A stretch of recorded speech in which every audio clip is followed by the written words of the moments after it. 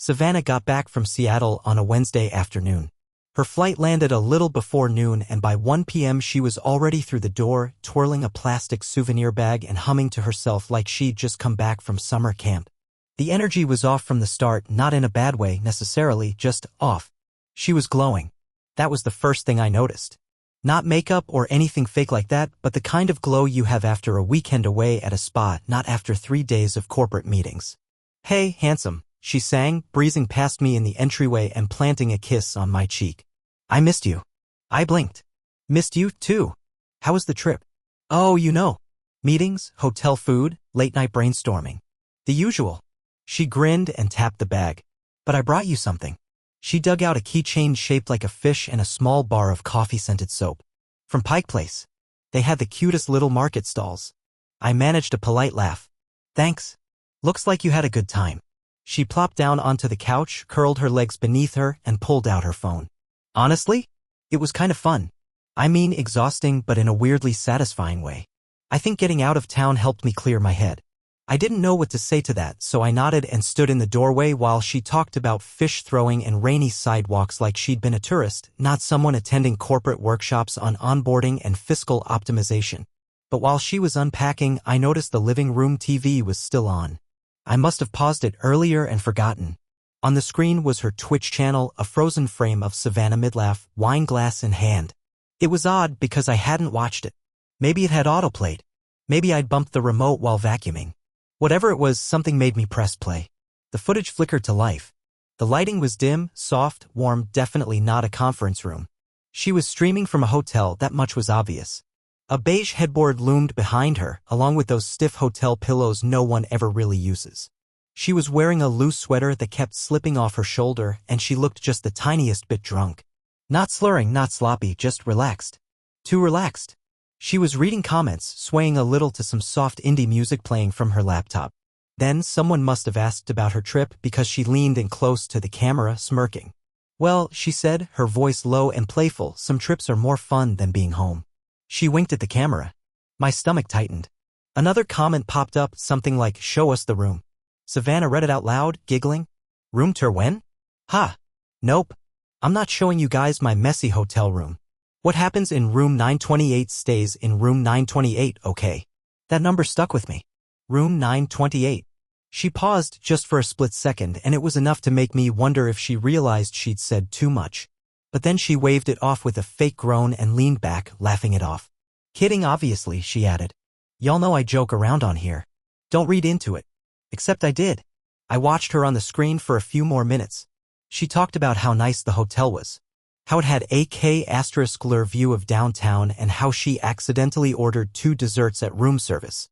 She kept laughing in that easy, airy way that didn't match anything I'd seen from her before or since. I muted the stream and just stared at the screen, thinking. That's when she came back downstairs. She was still barefoot, scrolling through her phone and humming again. Some pop remix I didn't recognize. "What you watching?" she asked. I didn't answer. I just hit play again. She looked up as her own face appeared on the screen, laughing, flushed, wine in hand. As the clip rolled through her room 928 joke, she stopped moving. Her fingers froze mid-scroll. Her eyes flicked to mine for just a second. I saw the smile falter, then recover like someone hitting their mark on stage. "Oh my God," she said, forcing a laugh. "You found the dumb stream?" I didn't say anything. "Seriously, babe. That was just me goofing off. You know how I get when I've had a little wine. People on stream kept trying to guess my hotel and room number, so I just made one up. It was a bit, content." I nodded slowly. "Right?" She waited a beat like she thought I might challenge her, but I didn't. Instead, I stood up, grabbed the hoodie from the coat rack, and slipped on my sneakers. "Where are you going?" she asked. "Garage," I said. "I need some space." I didn't slam the door, didn't sigh, didn't accuse. I just walked out. She didn't follow. The garage had always been my escape, more man cave than workspace. I had an old recliner set up in the corner and a space heater on wheels for winter nights like this one. I pulled the chain on the overhead bulb, kicked off my shoes, and sat down hard. That clip kept looping in my head. The tone of her voice. That little whoops when she said the room number. Her trying to clean it up on the fly. It didn't feel like a joke. Not to me. And suddenly all those tiny things I'd shrugged off over the last few months started replaying themselves in the background. The way she'd changed all her passwords. The fact that her personal phone never left her side. The way she started wearing perfume again, something she used to reserve for date nights. The Twitch stream wasn't proof. Not by itself. But it was a crack in the wall. A moment where the story didn't quite line up. And the worst part? She knew I saw it. She watched me watching her and still stuck to the script. Still tried to brush it off like it was nothing. It was quiet in the garage, just the hum of the heater and the occasional drip from the roof. I sat there for hours, staring at the oil stains on the concrete, trying to convince myself it was nothing. But deep down, I already knew. Room 928 wasn't just a joke. It was a breadcrumb. And I had a feeling there were more. Sleep didn't come easy that night. I laid on the garage recliner staring up at the rafters, trying to find some neutral corner of my mind that wasn't soaked in doubt. But it was no use. Every creak of the house, every rustle of leaves outside, felt like a whisper reminding me that something was off. My brain wouldn't shut up. It just kept replaying her voice, that half-tipsy giggle, the hotel room number. Room 928. Her smile had cracked just enough to let something darker slip through. I told myself not to jump to conclusions. That was always Savannah's critique of me. I overanalyze things. I don't let stuff go. Not everything's a conspiracy, babe, she'd joke. But this didn't feel like me being paranoid. This felt like clarity, finally seeing the shape of something that had been right in front of me. And now that I'd started looking, I couldn't stop. The next morning, I went through our usual routine.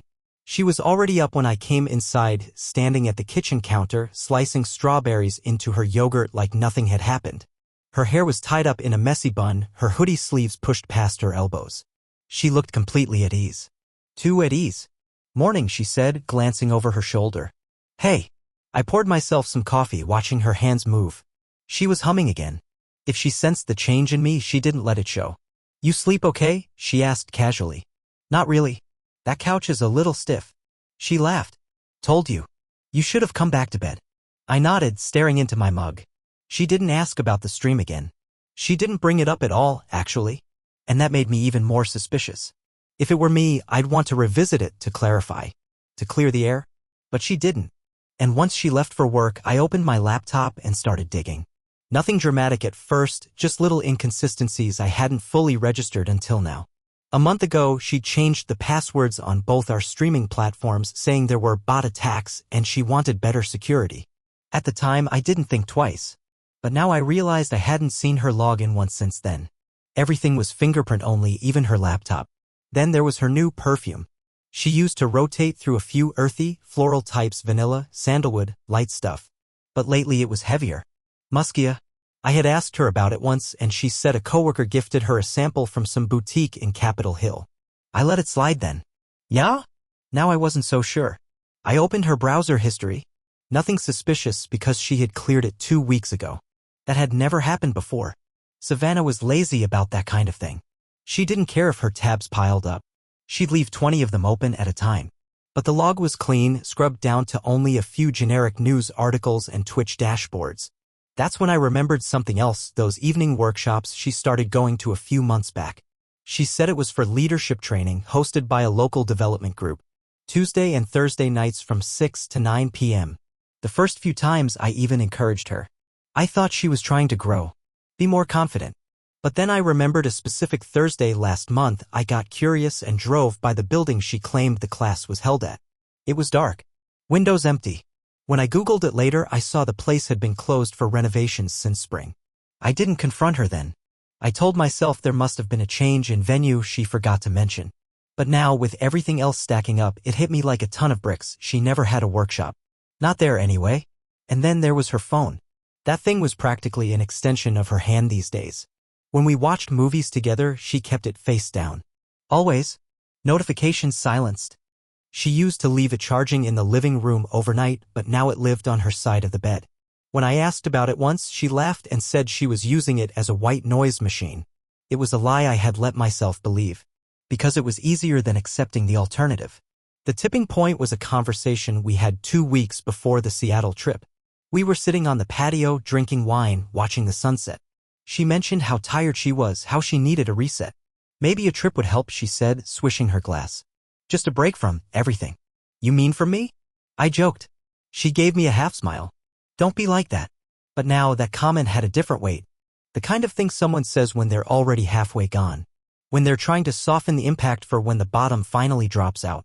I checked our shared calendar next. That's how we used to keep things organized: dinners, appointments, travel dates. Her Seattle trip was on there, but only marked as client pitch. No hotel name, no flight details. She used to overplan everything, color code it, even add emojis. This was vague. Deliberately vague. I opened the photo folder from our cloud backup. Most of her new pictures had been moved offline, it seemed. She used to let them sync automatically, but the last batch I could see was from a pumpkin patch in October. Since then? Nothing. She'd gone dark. At that point, I shut the laptop and just sat in silence. The air in the room felt heavy. Static, almost. I wasn't angry yet. Not really. I wasn't even hurt. I was still trying to process what this was, what it all meant. It wasn't like I'd caught her in bed with someone. There was no dramatic confrontation. No lipstick-stained collar. Just patterns. Changes. Little things she thought I wouldn't notice. And maybe I wouldn't have. If not for that stream. I didn't want to turn into the guy who snoops or stalks or lets suspicion eat him alive. But I also wasn't about to ignore my gut. Not anymore. Something was happening. Something she didn't want me to see. That night, I didn't sleep in the garage. I came back inside, brushed my teeth, and climbed into bed beside her. She stirred, half asleep, and murmured something about a headache. I said nothing. Just laid there staring at the ceiling fan, counting the blades as they spun. Savannah had secrets. And now that I'd started pulling the thread, I wasn't sure where it would lead. But I was going to find out. By the time the weekend rolled around, I was done sitting in limbo. There's a line you cross in your mind when suspicion turns into conviction, when your gut stops whispering and starts shouting. I hit that point Saturday morning. Savannah was out running errands, and I found myself just standing in the middle of the living room, staring at the coffee table like it held the answers. My thoughts were a tangled mess, looping back on themselves. I needed proof. Not guesses. Not half-formed theories or circumstantial inconsistencies. I needed something that couldn't be spun, explained, or laughed off as content for the stream. That's when I remembered the iPad. It was an older one, barely used these days, gathering dust in a drawer in the laundry room. Savannah had used it years ago when she was still managing her online store, and for a while it had been synced with her phone. I had helped her set it up back when we still shared our digital lives. It took me a while to charge it up. The thing was practically dead, but once it came back to life, I held my breath and checked the cloud backups. Most of them were gone, unsynced, or deleted. But there was still some residual data. A couple of images. Some file names. A few ghost traces that hadn't been properly scrubbed. I didn't know how far I could get on my own, so I called my brother Jake. Jake used to work in IT, freelance gigs, network security stuff. He'd been between contracts lately, which worked in my favor. I asked him to come over, didn't explain why on the phone. Just said it was important. When he showed up, I handed him the iPad. You think you can recover deleted files? He glanced at me, eyebrows raised. Depends. Recently deleted? Mostly, I said. And whatever else you can get. Jake didn't ask questions. That's one of the reasons I trust him. He set up his laptop on the kitchen table, connected the iPad, and got to work. For the next few hours, I hovered nearby, pretending to read while my chest burned with anxiety. Savannah texted once to say she was grabbing lunch with coworkers. I didn't respond. Jake called me over around 2:30. Okay, he said, nodding toward the screen. You might want to sit down. He had managed to recover over 300 files. Most were benign, cached icons, old PDFs, remnants of apps. But there were folders with image previews and message logs. Some of them dated back weeks. Others were more recent. Very recent. One thread caught my eye immediately. The contact name was Bryce F. Jake clicked it open. What followed was a slow, excruciating collapse of denial. One message after another, timestamped and timestamped again. Each one more in asterisk mate than the last. Bryce, miss you already. I can still smell your perfume on my jacket. Savannah, that's because you wouldn't stop hugging me, dork. Face-blowing kiss. Bryce, when's the next business trip? Savannah, soon. I'll book the same hotel. I clenched my jaw. My stomach turned over. There were messages from days she said she was working late. Nights she said she was too tired to talk. One text simply read, he's asleep. Wish you were here?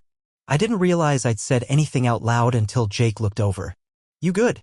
I shook my head. Keep going. He opened a folder labeled with a date, 2 weeks ago. Inside were geotags tied to a hotel in Seattle. Not just general locations, full coordinates linked to selfies. Savannah smiling in the mirror wearing a silk robe I'd never seen before. Savannah posing with a wine glass, the skyline glowing behind her. Savannah sitting cross-legged on a hotel bed. Alone. But not really. Then came the video. It was about 40 seconds long. She filmed it herself, propped her phone against something, stepped back, and stared at the lens. She was wearing red lingerie. Not store-bought cheap either. The kind you don't wear for comfort. The kind you wear to make a memory. I watched her blow a kiss to the camera and whisper something I couldn't hear. I didn't replay it. Once was enough. The timestamp matched the night she streamed from room 928. It hit me in the ribs like a crowbar. This wasn't flotation. This wasn't emotional distance. This was betrayal, deep and personal and undeniable. Jake sat back, silent. You want me to pull everything onto a drive? I nodded. My voice was gone. Yeah. All of it. He didn't ask why. Just did it. By sunset, I had a small black USB loaded with every message, every image, every ugly little detail. I tucked it into the bottom drawer of my desk next to some old receipts and warranty papers. My hands were trembling when I shut the drawer. When Savannah got home that evening, I didn't look at her the same. She kissed my cheek, started talking about the sushi place they went to, how someone spilled miso soup all over the manager's shoes. I smiled and nodded and said just enough to pass for normal. But in my mind, I kept seeing the look on her face in that video. The way she leaned into the lens, eyes low, like she was talking to someone who wasn't me. Our old life, whatever it had been, was over. I knew it in my bones. The foundation had cracked and now I could see the rot underneath. Later that night, she asked if I wanted to watch something. I said I was tired. Said I had a headache. She offered to bring me tea, but I declined. Instead, I went back to the garage and sat in the recliner again, watching the glow of the house through the foggy garage window. I couldn't feel anything. No anger, no heartbreak. Just a strange kind of stillness. Like I was hovering outside my own life. I thought about confronting her right then. Throwing it all on the table, demanding answers she'd never be able to explain. But I didn't. Not yet. I wanted to understand the full picture. I needed to see how far the lie went. How deep she'd buried it. Who this Bryce guy really was. Whether he was just some fleeting escape or something bigger, something that had been growing behind my back for months. And maybe, deep down, I wanted to give her one more chance to tell the truth on her own. To say the words without being cornered. Spoiler, she didn't. That night, I lay in bed beside her, pretending to sleep. She curled toward me like everything was normal, like the weight of the world hadn't just shifted. I stared at the ceiling, thinking about the video again. About the look in her eyes. And I realized something I hadn't before. It wasn't guilt. It was confidence. She hadn't slipped up. She hadn't made a mistake. She had gotten away with it. Until now. I moved out 3 days after I watched that video. No fight. No dramatic confrontation. Just a note on the kitchen counter that said I needed space and a black duffel bag stuffed with enough clothes to last a couple weeks. I didn't even tell her where I was going, just packed in silence while she was still asleep, slipped out the front door, and let it close behind me like a final sentence. I stayed with Jake the first night. Crashed on his couch, didn't say much. He didn't ask questions. He just handed me a beer and queued up a rewatch of some sci-fi show we used to love in college. The kind of background noise that keeps your brain from caving in on itself. Savannah's text started around noon the next day.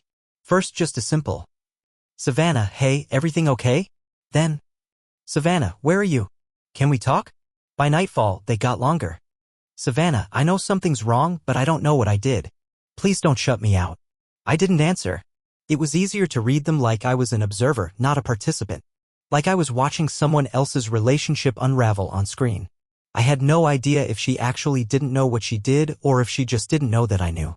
Either way, the silence was easier than hearing her voice. I didn't go back for 3 days. I couldn't. Not because I was scared, but because I didn't trust myself. I didn't want to yell. Didn't want to cry. I wanted to stay in this quiet, detached place where everything felt like numbers and files and data. That's what I needed, facts. Cold, hard, undeniable. When I finally did return, it wasn't to talk. It was to pick up some paperwork, insurance forms, tax stuff, a few binders I needed for work. I texted her ahead of time. She said she'd leave the house for a few hours so I could have space. The house was clean when I got there. A little too clean. Like she'd spent the whole morning trying to reset the scene of the crime. The couch had been vacuumed. Candles lit. A pie cooling on the counter like something out of a Norman Rockwell painting. I ignored it all and went straight to the office. That's where I saw her laptop propped open, charger still plugged in, screen dark. I stared at it for a long moment, weighing whether I wanted to go down that road again. But something told me the answers weren't finished yet. Something in my gut said there was more. I opened it. To my surprise, there wasn't even a password prompt. Just the login screen already up like she'd never logged out. The desktop was neat, folders lined up with pastel icons and labeled things like Stream Assets and Invoices 2024. But one folder caught my eye. Skyfall 23. At first I thought it was a random name, maybe a video game reference or a username. But then I realized it was her new password. The one she used for her work phone, her private accounts. The one she'd whispered under her breath one night when she thought I was asleep, trying to log into something on her tablet. I clicked the folder. Inside were audio files. Dozens of them. Some labeled with dates.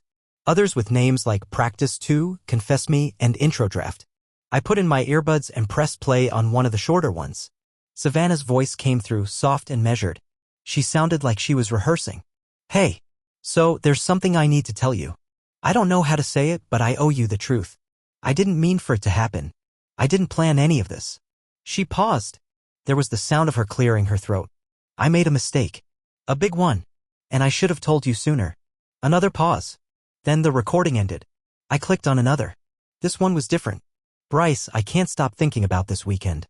You looked so good walking into that bar, I almost forgot we were supposed to keep things quiet. Every time you touch me, I feel like I'm cheating death. She laughed low and breathy. And Evan? He still has no clue. It's like I'm living two lives. I'm Skylar with you. I'm just Savannah at home. But I like being Skylar better. I froze. Skylar. That wasn't a slip. That was an alias. I checked her Twitch page. Sure enough, in the About Me section, there was a line I'd never noticed before. Sometimes I stream as Skylar. Just for fun. Purple Heart. Her whole identity online, her side channels, her private discords, even some of her followers had no idea she was married. Skylar was single, flirty, free-spirited. She made jokes about dating in her 30s. About lonely hotel nights. About stealing hearts and usernames. And Bryce? He was a regular in the chat. His username was _BryceFWD. I'd seen the name before and never thought twice. I kept listening to the recordings. Some were almost too rehearsed. She was practicing different ways to admit the affair, each version carefully worded, some tearful, some matter-of-fact. Like she was trying to find the perfect version that would make her look remorseful but not monstrous. Vulnerable but not manipulative. She was producing a confession like it was content for an audience. There were even files labeled with timestamps, practice run-throughs for a YouTube-style apology video. I just want people to understand. I wasn't trying to hurt anyone. I was hurting too. I made choices I regret, but I also learned a lot about myself. It wasn't for me. It was for damage control. For her image. She had turned the affair into a storyline. I closed the laptop and stepped back, hands shaking. My pulse was thunder in my ears. I wasn't just dealing with infidelity, I was dealing with a performance. A version of her that knew exactly how to manipulate the lens, how to twist a narrative, how to disappear behind a name. Savannah didn't just lie to me. She reinvented herself. She became someone else, and that someone wasn't bound by vows, promises, or guilt. I grabbed the laptop, copied everything onto the external drive Jake gave me, and set the device back exactly where I found it. I wanted her to keep pretending. I wanted to see how far she'd go. Before I left, I took one last look at the kitchen. The pie was untouched. The house was silent. She hadn't texted in hours. I walked out, locked the door behind me, and didn't look back. That night, I lay in Jake's guest room with the drive in my hand. It was just a block of plastic and metal. But inside was everything I needed to know. The affair wasn't just real. It had been engineered, controlled, packaged, sold. Savannah hadn't been caught off guard. She had been directing the whole thing. Came in a plain envelope with no return address. No stamps, no markings, just my name in blue ink. Neat, all caps. It was waiting for me in Jake's mailbox when I got back from picking up lunch. I knew right away it wasn't junk. It was the kind of envelope that buzzes in your hand. Heavy with something more than paper. Jake was out walking the dog, so I brought it inside and opened it alone at the kitchen table. Inside was a flash drive. Just that. No note, no instructions. A small silver rectangle with a tiny green label marked. Watch me. I hesitated for maybe 30 seconds. Then I plugged it into Jake's laptop. Took a few seconds to load. One file. MP4 format. No title, just a timestamp from the night before Savannah returned from Seattle. I pressed play. The screen flickered, then showed a grainy sh*T of a hotel room hallway. Some kind of covert camera, angled slightly downward. A man stood near the door. Tall, early 30s, military build. Tan jacket, buzz cut, phone in hand. I recognized him immediately. It was Bryce. I had only seen him in pictures. Screensh*TS from messages. A couple of group selfies Savannah had deleted but hadn't scrubbed from her synced folders. But it was him. Same strong jawline, same cocky half-smile. He was pacing like he was waiting for someone. Then he stopped, raised the phone to his ear and started talking. At first, the audio was muffled. But the volume adjusted automatically. Whoever recorded this had equipment. Real equipment. Not just a phone propped up on a desk. This was intentional. Professional. I leaned in as the audio clicked into clarity. Yeah, she bought it. Hook, line, and sinker. She's still convinced she's running the show. He chuckled, shifting his weight from one foot to the other. I mean, don't get me wrong. She plays the part well. But Skylar? Please. She's not a player. She's a piece. One of many. He paused, listening. No, not yet. She thinks she's gaining followers, building a brand. What she's really doing is giving us access, timelines, contact points, IPs. She streams, we collect. My chest tightened. Bryce wasn't just a fling. He was using her. No, they were using her. He continued, still unaware he was being recorded. Yeah, she asked about Mexico again. Says she wants out. I told her she's too deep already. She can't just walk away now. If she goes off script, the whole thing unravels. There was a pause. Then, don't worry. If it comes to that, we'll burn the footage. Let her think it's all gone. She's a convenient face. A distraction. One good breakdown on stream and the audience forgets everything else. I stopped the video. I didn't need to hear more. I sat there, staring at the screen, feeling my entire understanding of the situation warp in real time. Savannah wasn't just cheating. She was being handled. Or maybe she thought she was in control, riding the wave, cashing in on attention, building her alter ego. But she wasn't steering. Someone else had the wheel. Someone who saw her not as a partner, not even as a person, but as an asset. I tried to think back, to pinpoint when this started. When the shift happened. When Skylar became more than just a persona. Maybe it was when she joined that niche streaming network. The one that promised creator sponsorships and private sub-only content hosting. She had pitched it to me like it was the future of digital branding. Said they offered tools Twitch couldn't. A way to monetize authenticity. It sounded hollow then. It sounded dangerous now. She must have been recruited. Maybe it started innocent. A side hustle. A contact through a Discord server. A few compliments, a little flattery, an offer to collaborate. And slowly, one by one, her boundaries blurred. Streaming in hotels. Whispering into late-night microphones. Practicing apologies she hadn't delivered yet. Bryce had fed her a script. A fantasy of power and freedom while she played right into their hands. And somehow that terrified me more than the affair itself. Because I knew Savannah. Or at least I used to. She wasn't stupid. She wasn't naive. She just wanted to feel important. Valued. Alive. I understood that more than I cared to admit. And they used it against her. Every stream, every private chat, every fake confession she recorded late at night was part of something larger, something she didn't fully understand. She was a pawn in someone else's game. And now she was caught between two worlds, the one where she lied to me and the one where someone else lied to her. Later that night, I watched the footage again. Slower this time. Analyzing every word. Every shift in Bryce's posture. His tone. His smirk. He wasn't afraid of Savannah. He didn't love her. He didn't even respect her. She was leverage. A stepping stone. When Jake came back, I didn't say anything at first. He noticed the look on my face, sat down across from me, and waited. Something new, he asked finally. I nodded, slid the drive across the table. He plugged it in, watched the video silently. His expression didn't change, but I could see his jaw tighten. You think she knows? I think she thinks she knows, I said. But she doesn't. Not all of it. He leaned back in his chair. You going to tell her? I didn't answer right away. Because I didn't know. How do you confront someone about being manipulated when they're still trying to convince you they're in control? What would she do if I showed her the footage? Deny it? Shut down? Or worse, would she panic and try to run? I stayed up late that night, pacing the small hallway outside Jake's guest room, listening to the rain hammer against the window. I didn't sleep. Couldn't. My thoughts were too loud. This wasn't just personal anymore. It wasn't just about the affair. It was about control. Digital footprints. Exploited identities. Anonymous handlers who vanished once they got what they wanted.